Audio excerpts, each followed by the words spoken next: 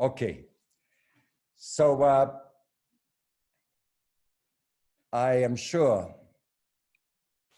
everybody was shaken by this story. It's a very, every time I read it, I want to cry.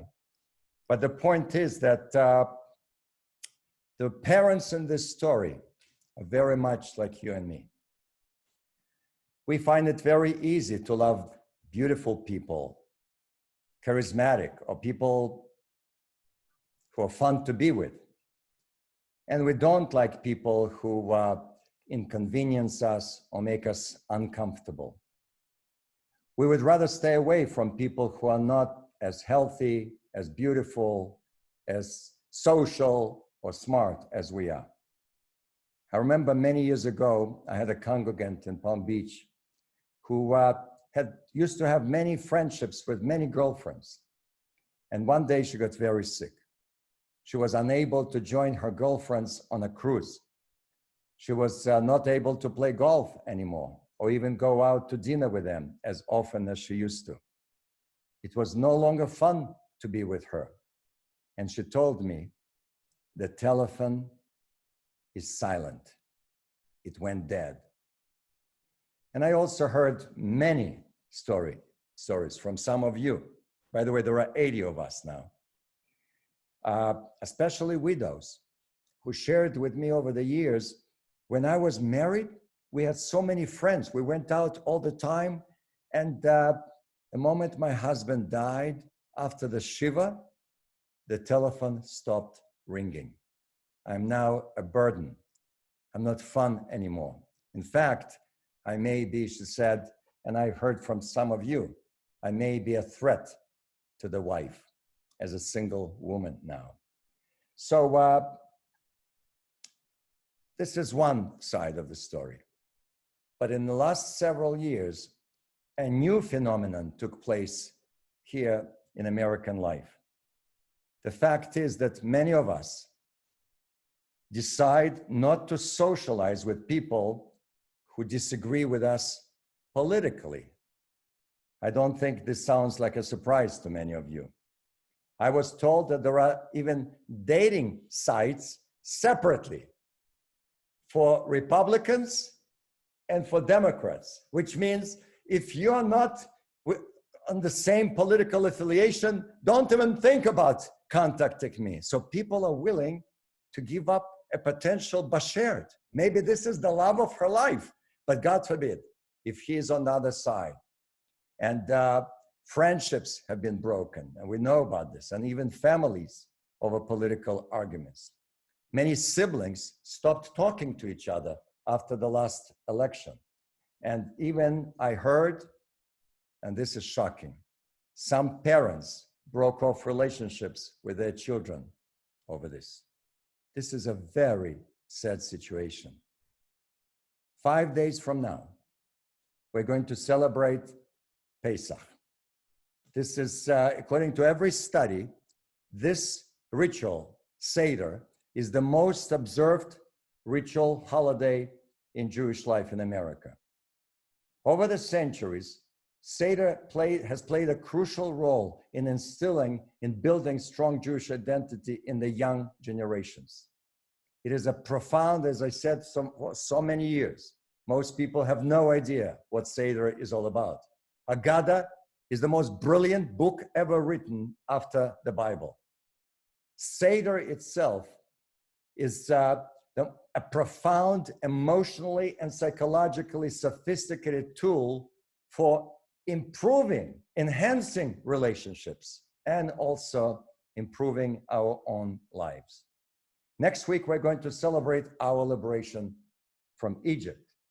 However, as most Jews know, the Hebrew word for Egypt is Mitzrayim, which does not mean some place, geographic place on the world map. The word Mitzrayim comes from the word tsar, a narrow, tight place where we got stuck.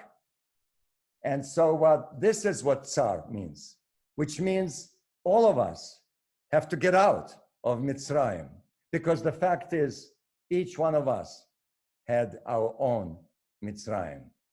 We all came out with scars. And as we know very well, some scars are visible, but many, in fact, most scars are not. So Seder, I've said it for so many years, is basically a therapy session for a family. It's a group family session, therapy session. Because since all of us have experienced struggles and disappointments and pain in life, we all need healing. And this is what a therapist begins, right? You walk into an office and you say, I'm having a problem with my spouse, with my parents, with my children. The first question the therapist says is, tell me about your childhood. Childhood? I'm talking about my mother. No. Tell me about your childhood. And we all understand that because we understand that most of who we are is formed in early childhood. And for the rest of our lives, we have to go through healing. So how do we begin the Seder? Think about this. Avadim ayinu. We say we were slaves, but with God's help, we can get out of bondage, that narrow space, which does not allow us to move on and to be happy.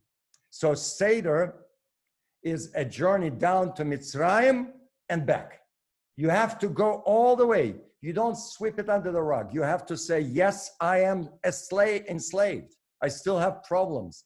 I'm stuck somewhere, and it does not allow me to get out. That's why, by the way, the very beginning, Yachatz, Kadesh, Urchatz, Karpas, Yachatz. So Yachatz is number 4 of the 15 steps. What is Yachatz? A lot of people skip it and move on and don't even pay attention. But I think Yachatz is so powerful. We take the middle matzah and we break it. Not in the middle, not half and half. We have the larger piece and the smaller piece. And so whenever during celebration we have something breaking, this should ring the bell right away. Something is wrong. Something is wrong. There must be a message there. Why would you break anything? Like, for example, everybody knows the most famous breaking, right? That's under the chuppah. How do we conclude? The final moment is basically at the very end of the celebration. We ask the chatan, the groom, to break a glass, right? Everybody knows this is the most famous moment. Everybody, Hollywood wants to show it's a Jewish wedding. That's the moment that they will show. Now, there are many interpretations for that particular ritual. One that I always mention to the young couple under the chuppah, I say to them, this is a very profound message to you. It talks about fragility of your love. Right now, the glass is perfect. While once broken, it's impossible to put it all together. Right now, your love for each other is perfect. Once broken, it's literally impossible to make it whole. That's basically what we do. At a wedding, they're ecstatic, they're in love. Still, we have to send a message. There is always something about breaking. So what's the message of Yachatz? Why do we break the matzah?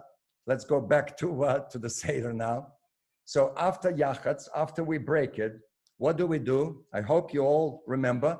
We take the larger piece, the broken piece, and we hide it. Well, first of all, why larger piece? Because most of the important things we hide. The larger, what we show to the world is the smaller pieces. The larger pieces we hide. And we hide it until when? We hide it for the Afikoman. At the very end of the Seder, we're going to hopefully discover that piece of matzah and so on.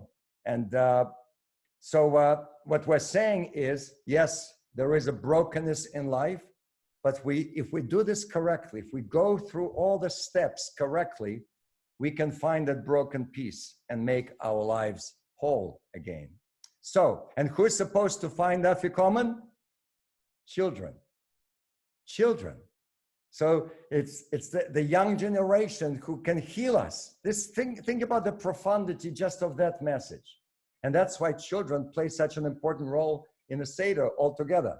How do we begin the Seder? Ma nishtana Lailas, every kid at the age of 2 already knows, and they're excited and they want to sing that and so on. This is how we begin the Seder.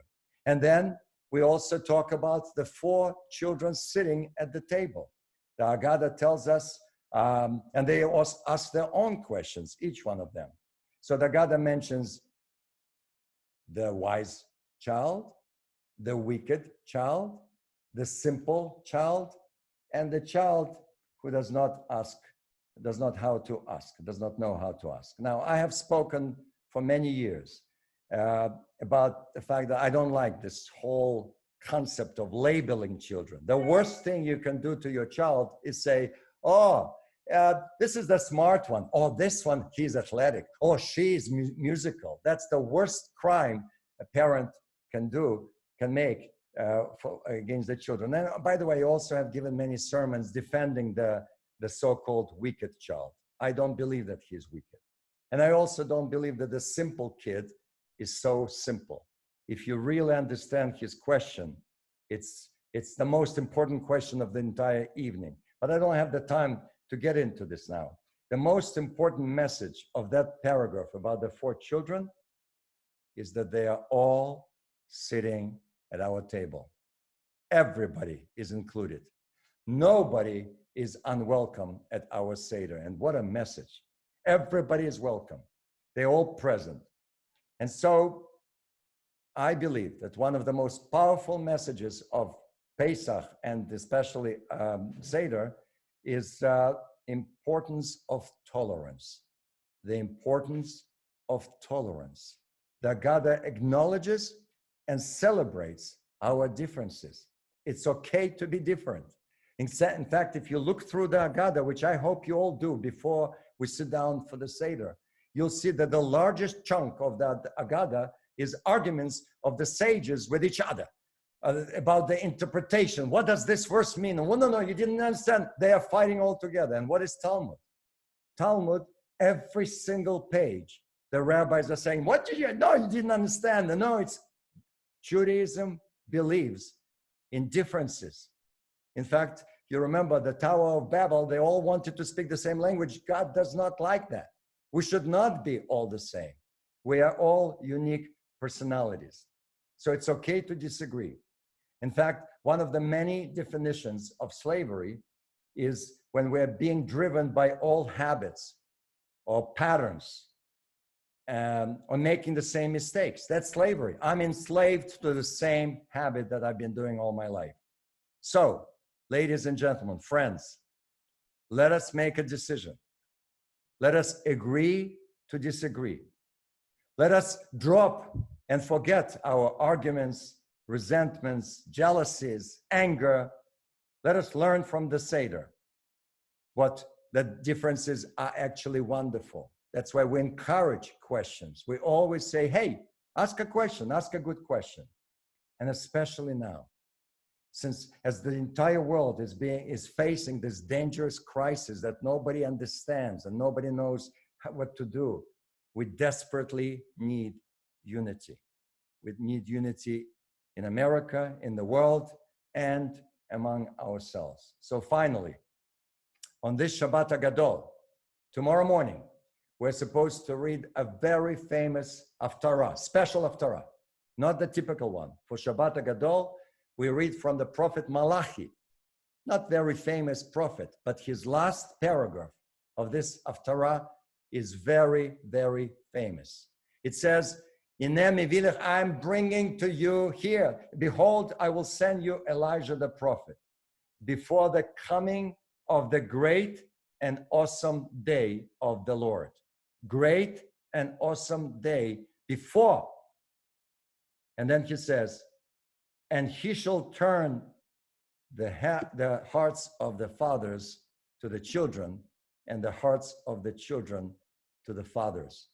This is an amazing, incredible line. What it says is, the reason we open the door at the end, we need Elijah to make peace, because even Mashiach cannot arrive if we don't agree with, if we don't get along with each other. What a powerful message. The Mashiach, Messiah, cannot arrive because of you, or because of me, or because of you. We are in control of bringing, and we have the power to bring Mashiach, ladies and gentlemen.